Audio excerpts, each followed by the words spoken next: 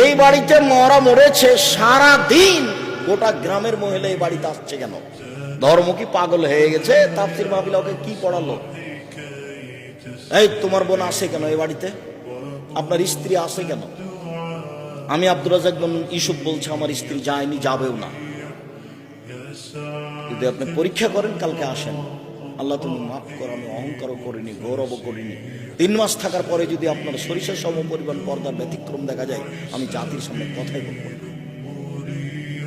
বিবাহের 11 দিন পর থেকে প্রতিষ্ঠানের প্রধান শিক্ষিকা। এই বাড়িতে মরা মরেছে সারা দিন, কেন এই বাড়িতে মহিলারা আসছে? ওর কি মাথা ঘামলো যে এখানে আসবে কেন সারাদিন? ওর কেন একটু লজ্জা হলো? ওর কেন একটু শরম হলো? ওর কেন ও চাচাতো ভাইকে দেখতে আসলো? ওর নাকি গ্রাম্য চাচাকে দেখতে এসেছে। কেন এখানে আসবে?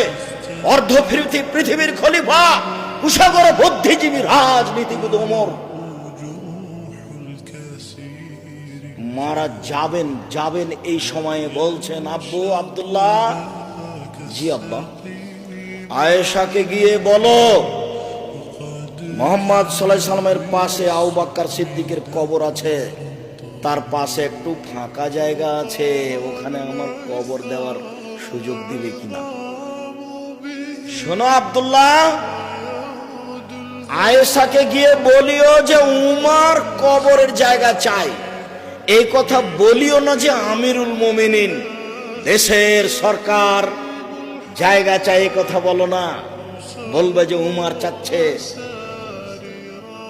আপনার কোন কালে প্রিন্সিপালের পদ চলে গেছে, তবু আপনি বলছেন সাবেক প্রিন্সিপাল, কলমে লিখছেন।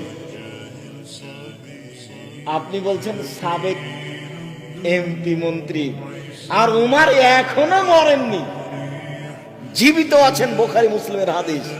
বেটা, আয়েশাকে গিয়ে বলবা উমর কবরের জায়গা চাচ্ছে, বলিও না যে দেশের সরকার চাচ্ছে, আমিরুল মুমিনিন চাচ্ছে, এই কথা বলিও না। তো এখন আব্দুল্লাহ গেছেন, সালাম দিয়ে ভিতরে ঢুকে দেখছেন যে আয়েশা বসে বসে কাঁদছেন। উমর মারা গেছেন, সেই জন্য আয়েশা বসে বসে কাঁদছেন। কই আয়েশা তো দেখতে আসেননি। আয়েশা রাদিয়াল্লাহু তাআলা আনহা দেখতে আসেননি।